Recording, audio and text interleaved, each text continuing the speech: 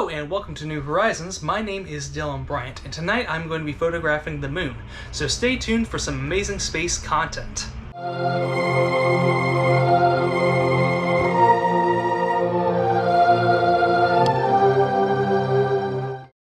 Alright guys, so what I have going on is I have my Celestron 80mm guide scope pointed directly on the moon.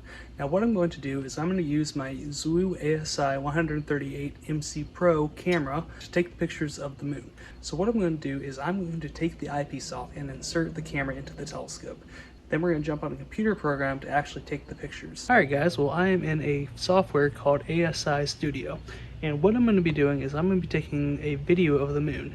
And what we're going to do with this video is basically put it in a stacking software to get more detail out of it. Now I'm going to spend a few hours taking some video and then we'll meet up inside for some post-processing. Alright guys, we are in ASI Video Stack, and what I have done is I have imported our videos of the moon. As you can see, we can kind of go through them right here. We have multiple different options. I did do some close-ups right here. But anyway, what I'm going to do is I'm going to stack the images. Now what stacking is basically you put your video in a program that actually looks through every single frame of your video, and it chooses the best frames out of these videos and binds them to a single image. And what this does is actually gives us a lot more detail than what we're actually seeing. Now all I have to do in this particular program is hit the stack button. And now I'm going to wait for this stuff to stack, which is probably going to take probably about 20 minutes or so. So we're going to jump back in a little bit and look over the photos as well as edit them. Now what I'm going to do is basically we have a little editing tool right here, which I'm going to use to basically prep the images to go into Photoshop where I'll be doing the real editing. So basically what I'm going to do is I'm going to drag the slider across, and this is going to sharpen the image. Now this is a very big image. This is like a 4K image, so it's going to take a second to render everything. That's why this is going, or that's why it's loading at the moment.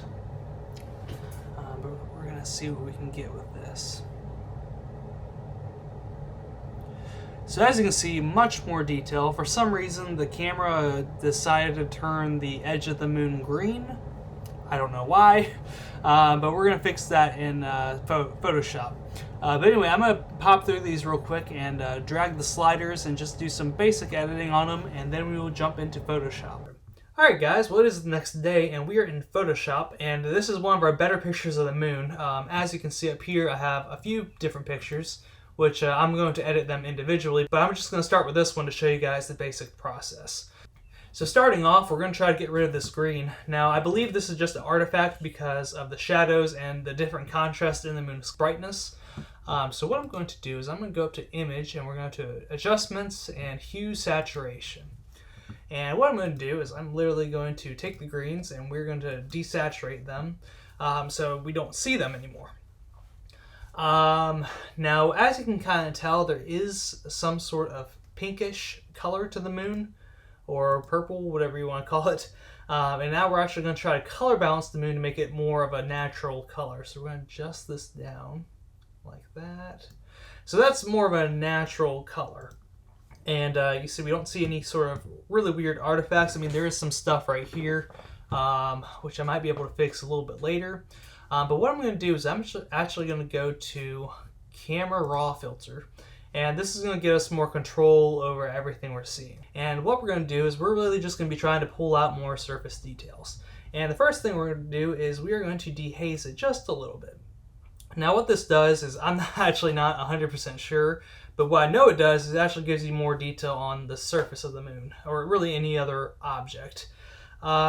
Which I apologize, I'll read more up on it later. But anyway, we're going to go up to Shadows. Now if you notice, the dehaze actually affects some of the areas near the shadow, and we're going to fix this with shadows. We're going to actually increase it like that, increase some of the contrast so we get more darkness in the space, and that's looking pretty good. Now what I'm going to do is I'm actually going to increase the texture just a little bit, and that really popped out a lot of the detail through here. So I think we're kind of good. Actually, I see a little bit of yellow. We're going to fix that right here. We're going to slide this saturation down, green yet again, And that looks like a pretty decent picture of the moon. That concludes our editing of this moon picture. Now what I'm going to do is I'm going to go through the rest of the images and kind of do different things editing wise to pull out different structures.